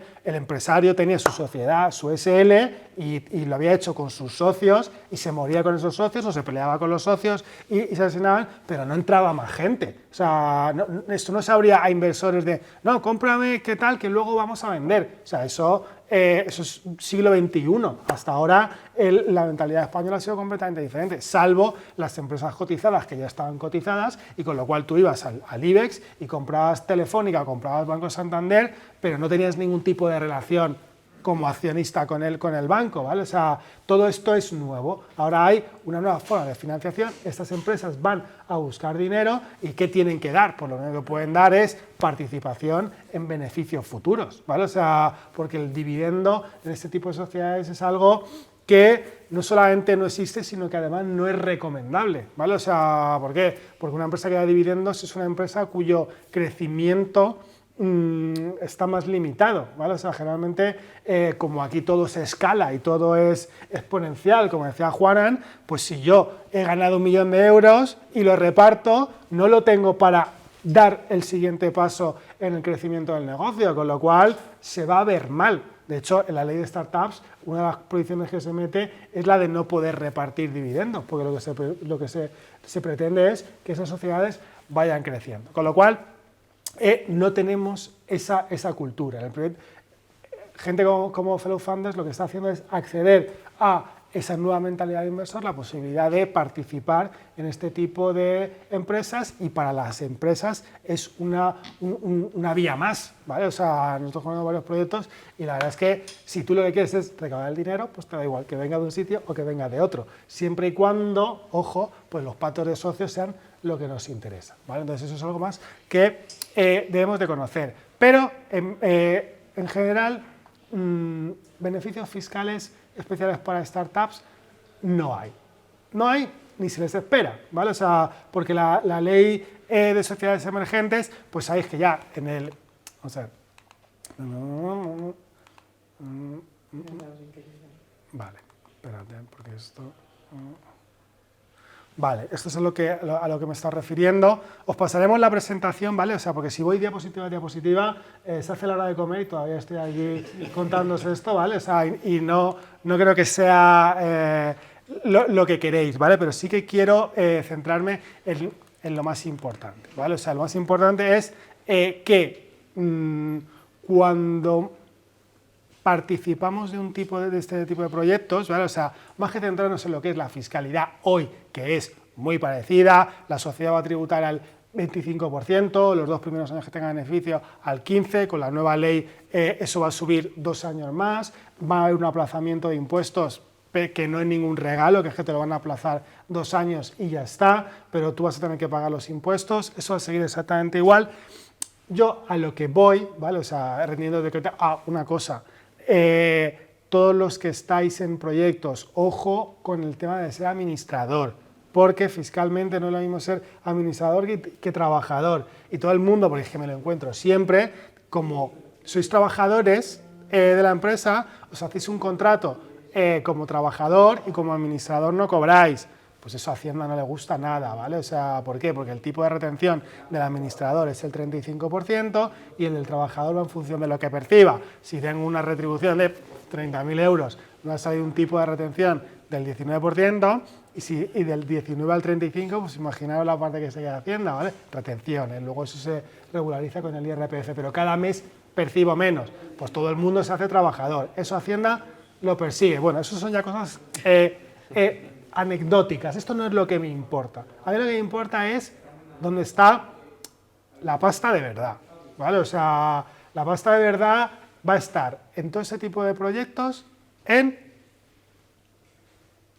la venta, ¿vale? O sea, en la venta de las sociedades. Y eso o lo prevemos desde el principio o luego ya vamos a llegar tarde. Y lo digo porque nosotros hemos tenido ya varios casos de ventas, estos años han sido muy movidos, en los cuales se han hecho ventas millonarias, ¿vale? O sea, y eso le pasa a gente como vosotros, no como nosotros no, que somos abogados, no tenemos empresas, no, a nosotros no nos pasa, nosotros lo debemos pasar, ¿vale? O sea, pero gente como vosotros que venden empresas por 20, 30 millones de euros, que realmente dice, ¿de verdad tengo que pagar un 26%?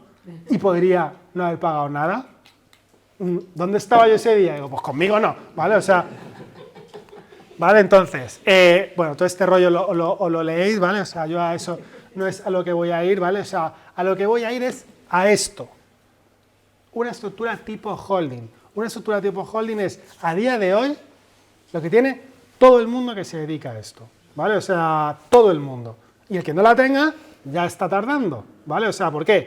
Porque no me creo que creáis tanto en un proyecto vuestro, al cual le dedicáis vuestro dinero y sobre todo vuestro tiempo que es lo más preciado que tenéis a día de hoy, y que esto no lo conozcamos, ¿vale? O sea, porque esto es muy fácil. O sea, esto no os estoy hablando de ninguna ciencia profunda. O sea, seguro que lo que hacéis es mucho más complicado que 2 cuadraditos, ¿vale? O sea, entonces, esto, y la gente dice, no, yo es que ya he hecho una SL. Y se ve que por hacer una SL ya se ha gastado dinero en el notario, en el abogado, en la asesoría, o me ha gastado no sé cuánto. ¿Qué dinero perdido?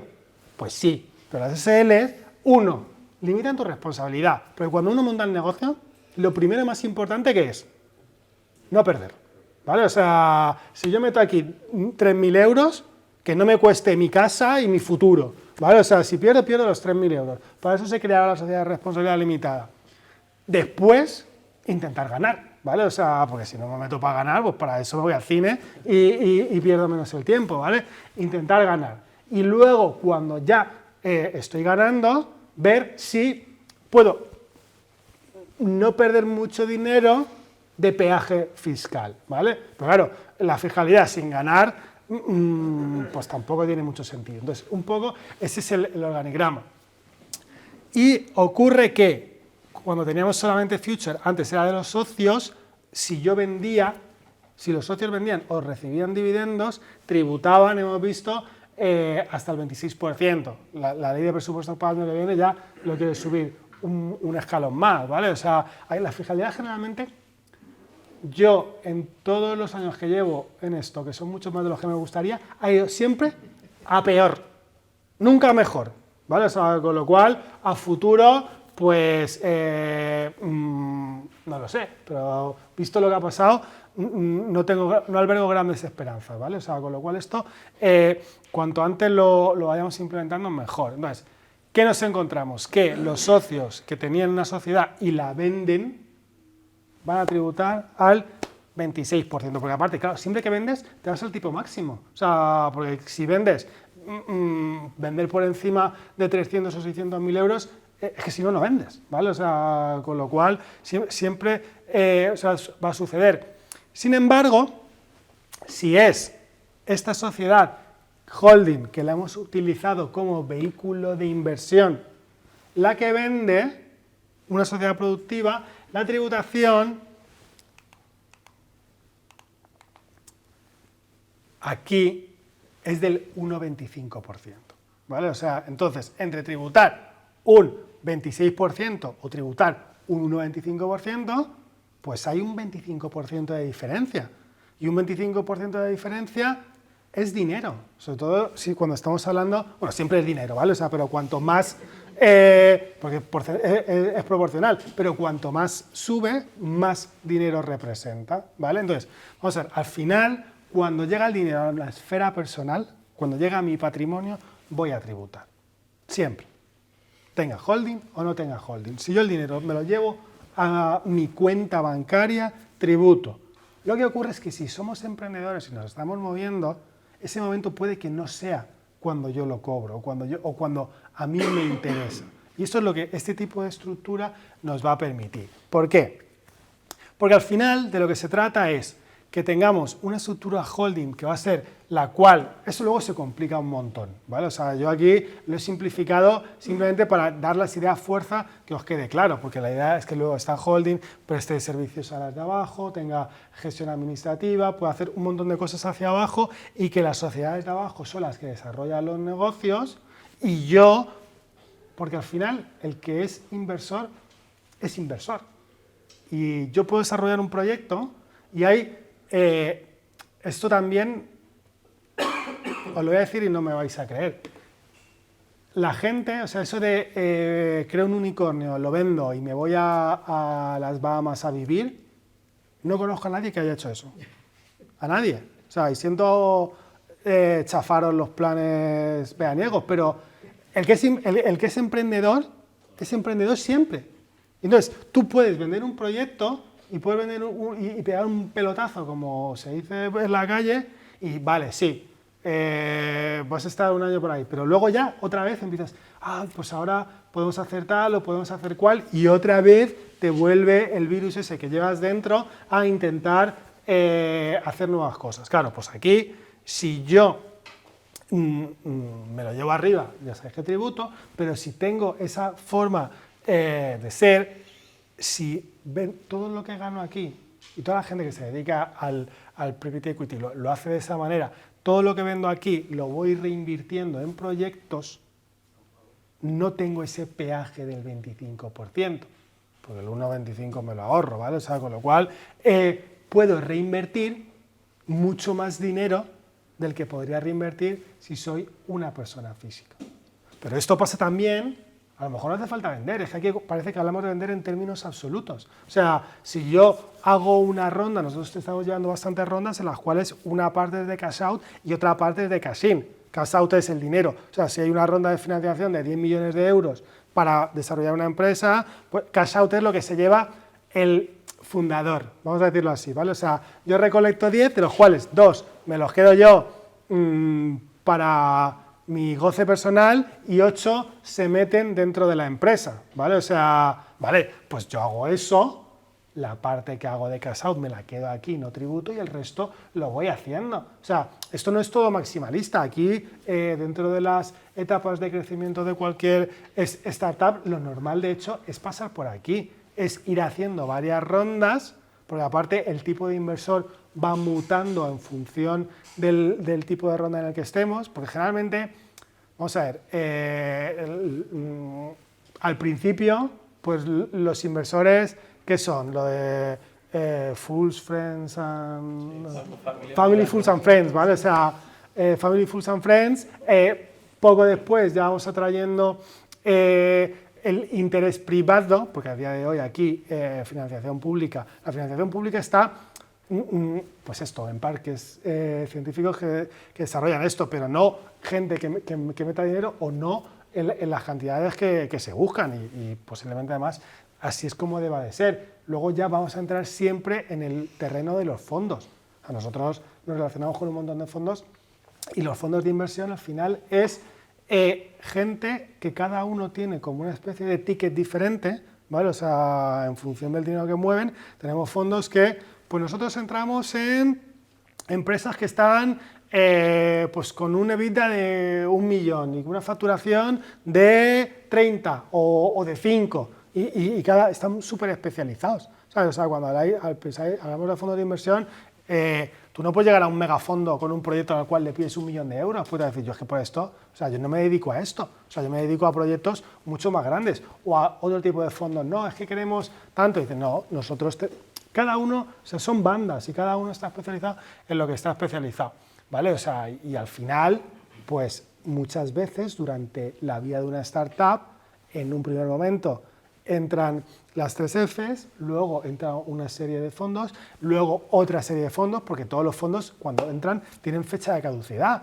¿vale? O sea, en las startups nadie llega para jubilarse, ¿vale? O sea, sobre todo los inversores. O sea, los inversores llegan un momento en que necesitan su retorno. Entonces, ahí tener este tipo de estructuras que nos permite canalizar, luego aparte, o sea, eso es una de las cosas, ¿vale? O sea, pero luego ya fiscalmente podemos hacer virguerías, podemos entrar en consolidación fiscal, podemos hacer un montón de cosas que conforme vamos dándole contenido, generando más los negocios, nos van a suponer una serie de ahorros importantes. Yo no os quiero abrumar con datos y cifras. Si alguien tiene una cuestión en concreta, pues la hablamos, pero va a ser su cuestión, ¿sabes? O sea, la hablamos aparte. Yo lo que quiero es que desde el momento 1 sepamos que la estructura societaria que adoptemos va a tener importancia, tanto desde el punto de vista legal, fundamental, que ha explicado Juana, y no voy a repetir, y desde el punto de vista fiscal,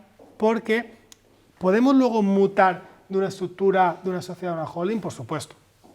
Y eso es lo que hacemos. Lo que ocurre es que esa mutación, ¿vale? O sea, el crear, vamos a tener que hacer un canje. Cuando se hace un canje, aparece la primera contingencia fiscal. Nos podemos encontrar con que Hacienda quiera gravar la plusvalía tácita que se pone de manifiesto.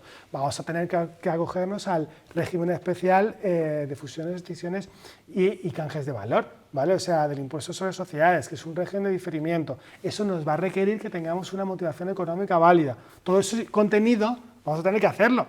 Todo eso, si cuanto antes lo hagamos, uno, el valor de la sociedad va a ser más pequeño y la contingencia va a ser más pequeña.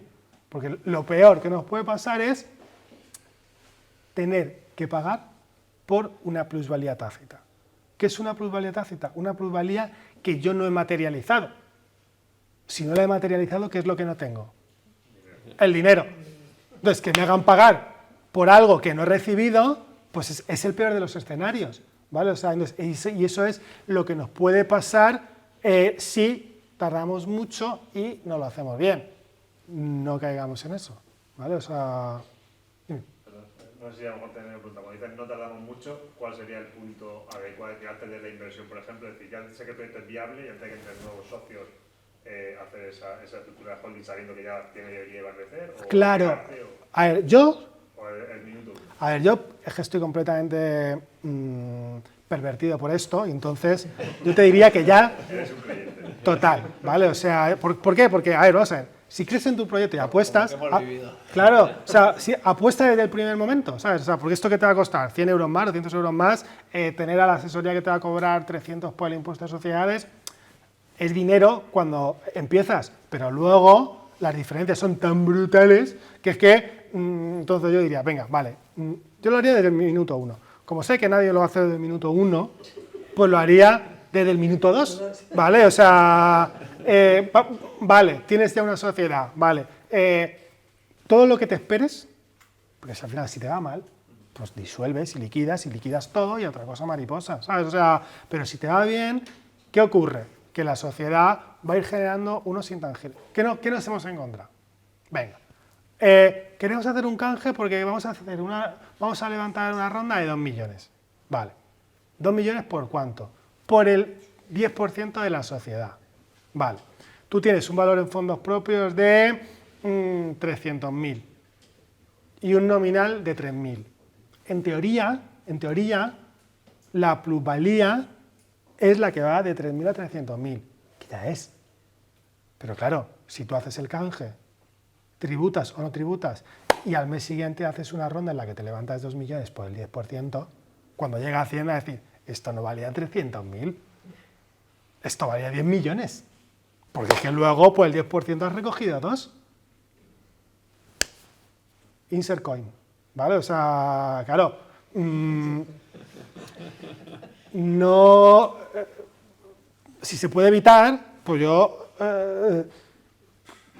¿dónde te quieres ver? ¿Ahí o en lo otro? ¿Sabes? O sea, pues no lo hagáis.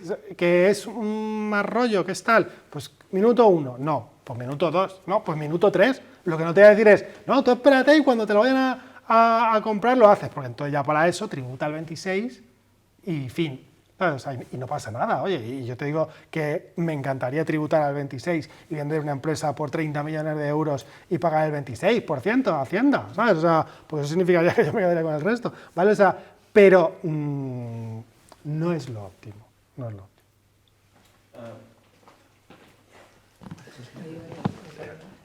Que a uno ya se le ha colado, pero imaginemos, Pau y yo vamos a crear una empresa. Ahí has puesto que el holding, están todos, digamos, los socios ahí, pero yo después, yo querré crearme mi propio holding porque yo querré invertir en empresas sin Pau. Claro, pero, a ver, o sea, cada uno de nosotros, esto, o sea, que ahí hay un holding solo, pero habrá... Claro. A ver, si pensáis que yo quiero que estés con Pau el resto de tu vida. O sea, Gracias. o sea, vamos a ver, esto yo he dibujado esto para que se entendiera, ¿vale? Sí. Pero realmente hay gente que tiene su propio holding a través del cual participa. De hecho, nosotros en los canjes, siempre precisamente por esto, le creamos o intentamos crear el holding a cada miembro fundador. Porque puede que haya uno que quiera reinvertir y otro que no, ¿sabes? O sea, cada uno, o sea, puede que hoy somos socios, pero para un proyecto, pero luego te vas tú con él para otro proyecto o haces uno por ti solo. Cuanta más libertad tengas para reinvertir, eso mucho mejor. Pero claro, o sea, esto es un dibujo para que se entienda. Pero como ves, ya somos conversos. La otra pregunta es, claro, entonces los inversores que llegan invierten directamente en Future. Claro, No a través del... claro. A ver, el inversor va a entrar en Future. O sea, Sí, no, sí. esto es tuyo. Sí, exacto, O sea, exacto. A veces en estructuras muy complejas en las cuales hay negocios separados, ¿vale? O sea, negocios muy grandes, sí que utilizamos estructuras subholding, pero porque son las tenedoras. A ver, subholding es que Future a su vez tendría por debajo, imagínate que Future se dedica a tiene Future América Latina porque allí hace no sé qué, Future no sé qué, tal, y tienes varias, eso ya te lo va a dar el negocio. Claro, pues dices, no, pero es que yo, es un todo, ¿vale? O sea, entonces yo quiero entrar en esto porque no quiero entrar en América Latina y dejarme MA afuera, ¿sabes? O sea, eso ya depende. Vale. Pero vamos, eso ya... Ya. Eso es temporada 6 y 7. ¿no? Claro, ¿sabes? O sea, eso ojalá lleguemos ahí. Más preguntas. Porque yo realmente lo que quería contar ya lo he contado. ¿Vale? O sea, esto es un poco... Hay una fase intermedia, digamos, que es la de facturar, ¿no? O sea, la startup al final. Claro, pero es que esa es la segunda parte. Perdón. O sea, la primera parte es no perder. La segunda es generar.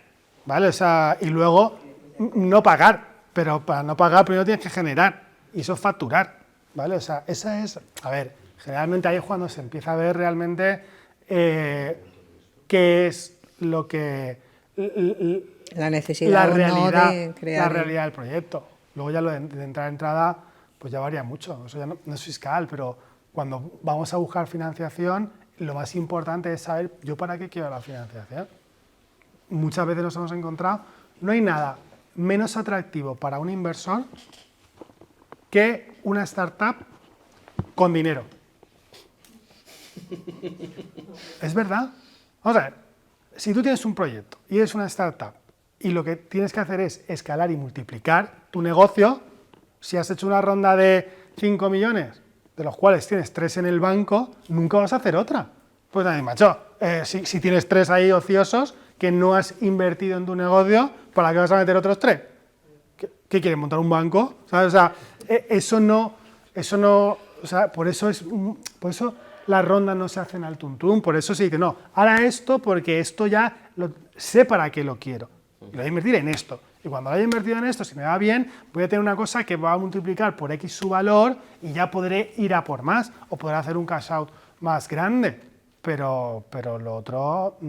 es mejor hacer cash out que hacer cash, o sea, llevarte tú el dinero que meterlo en la sociedad para nada, a efectos de futuro. Tanto para ti como para la gente de la universidad, por desconocimiento, siendo funcionario... Sí, no, despierta. ¿Ves cómo te hacía falta el café? Siendo funcionario, limitaciones para todas estas cosas... Yo es que estaba callada porque estaba pensando, no sé si vosotros... Espera, Lore, un momento. Porque no lo he podido ver, no he tenido tiempo de mirar esas cosas. Claro, aquí la casuística que tenemos es que los investigadores de la universidad también pueden crear empresas. Y en estas empresas que se crean, que hoy por hoy las llamamos EBTs, empresas de base tecnológica, uno de los socios es la universidad, bueno, concretamente el parque científico. Entonces, claro, yo ahí Future lo veo, es esa EBT que está el parque y están los investigadores y demás. Cuando se venda, o sea, cuando ya Future empiece a hacer negocio, pues ya veremos cómo os apañáis, porque claro, para hacer un holding, quiero decir, no es nuestro negocio, la universidad ni el parque se va a meter ahí a hacer un holding en principio. Sí que puedo entender que el resto de socios Pero, se o lo sea, organicen es que así. la universidad eso no se lo tendría ni que plantear. ¿Sabes? O sea, Claro, por eso. Salvo que, ojo, la universidad tenga su propio vehículo de inversión, No es el caso.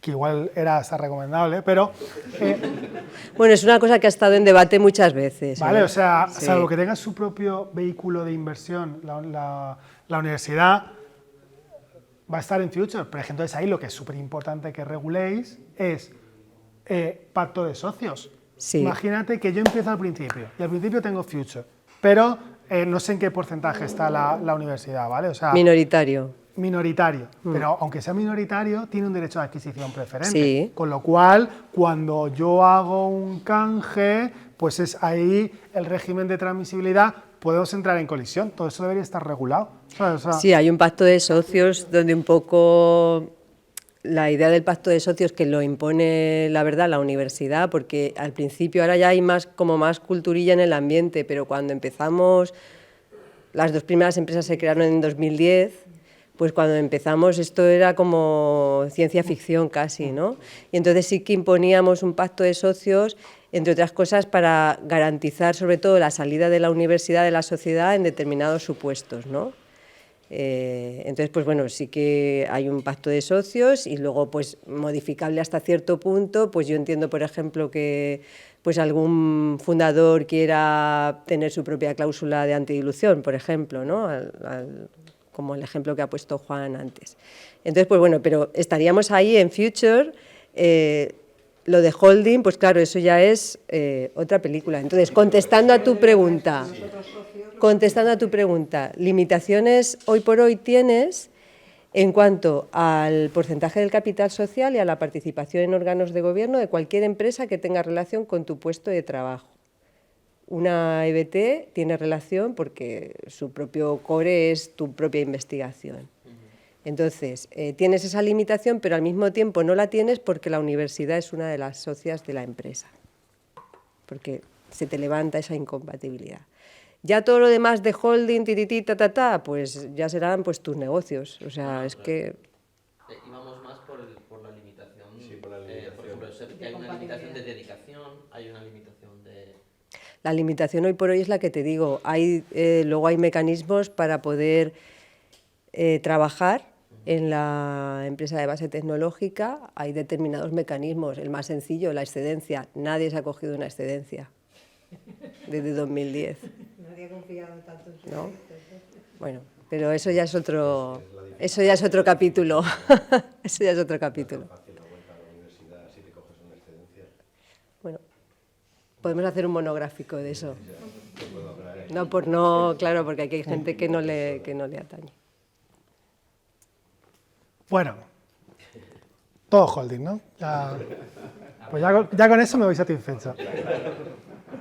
Vale, pero luego, ¿cómo lo materializa? ¿Como una SL? A ver, sí, claro. Unipersonal. Claro. ¿Cómo?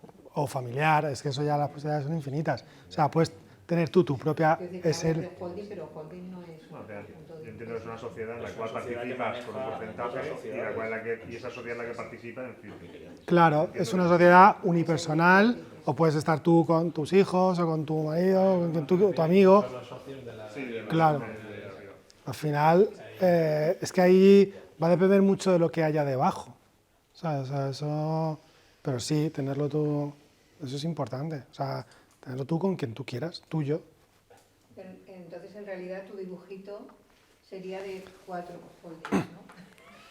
Bueno, salvo que sean familia, ¿vale? O sea, pero sí, venga, este es tu holding, ¿vale? O sea, al final de lo que se trata es que cada uno tenga un vehículo de inversión suyo o en compañía de otros, como lo quiere tener, ¿vale? O sea, pero la idea es que no te veas obligado a que el resto de socios de Future estén también aquí, entonces hemos hecho la torta un pan, ¿vale? O sea, aquí se trata de que cada uno tenga su vehículo porque los momentos vitales de cada uno son diferentes. Muy bien. ¿Preguntas? Ya particular. Roxana. Simplemente por curiosidad, si tú haces el holding cuando luego quieres digamos, transferir ese dinero a tu cuenta personal, ¿cuánto se tributa? Lo mismo que ahora con Future, exactamente igual. Si tú tienes el holding y dices, mira, es que esa es otra opción, es que a lo mejor no se interesa el holding si tienes una mentalidad de llego, pelotazo y me piro, ¿sabes? O sea, si eso es lo que vas a hacer y lo tienes mega claro, a lo mejor no te hace falta el holding, ¿sabes? O sea, si tú lo que quieres es llevarte el dinero a tu cuenta, a tu nombre y tenerlo tú para lo que tú quieras, llevártelo, porque aquí lo que vas a hacer es primero una venta, va a ser el holding la que venda las participaciones de Future, y luego con esa venta que luego va a tener el holding un beneficio, ¿no? Con ese beneficio, luego ¿qué va a hacer? Repartirse un dividendo. Si eso es todo lo que quieres hacer, no te lo hagas. Claro, tiene sentido si tú quieres reinvertir el dinero en otros proyectos. Claro. Pero otro proyecto, otras inversiones. Inmobiliarias, socimis, capital de riesgo, es que la reinversión, o sea, claro, es que vamos a ver, es que llevártelo aquí, para uno te sirve, o sea, pues sí, para irte de viaje e ir a restaurantes, ¿sabes? O sea, pero todo lo que sea, sí, a ver, al final el dinero nuestro, o sea, vamos a ver, nuestra nómina, ¿en qué no la gastamos? Casa, gastos de la casa, irnos de viaje y cenar. Y en mi caso, todos los gastos de los niños, ¿vale? ¿Vale? O sea, pero para inversiones, o sea, si estamos hablando de mucho dinero, ¿qué gano yo teniendo el dinero en mi cuenta o que lo tenga holding en su cuenta y lo vaya a invertir en un fondo de capital riesgo? Al final lo que hace la gente es la holding se pone como retribución precisamente. Digo un poco por ligarlo, ¿no? Que al final lo que hacemos es evaluar cuáles son tus gastos en tu día a día más o menos de tu propia familia y arriba establecerlo como una retribución, ¿no? Como órgano de administración, pues le pagaríamos a esa persona. Es que, claro. Y luego esto es que además, vamos a ver, no os quiero asustar, pero esto se complica al infinito, porque es que si yo tengo esta sociedad y voy haciendo inversiones y tengo aquí negocios, ¿qué es lo que me va a pasar en algún momento? A todos. Que nos vamos a ir, ¿vale? O sea, cuando en ese momento del exit final, ¿vale? O sea, el que tributa, que es el que se queda, pues no va a depender. O sea, no es lo mismo que tribute por dinero que recibe una cuenta a participaciones de una sociedad con actividad. Es que eso está bonificado, o sea, es más complejo, pero eso ya es un poco para ir viendo ya caso por caso que general, ¿vale? Pues nada, nos tenéis a vuestra disposición. Estamos deseando que hagáis muchos exits. Pues nada, gracias.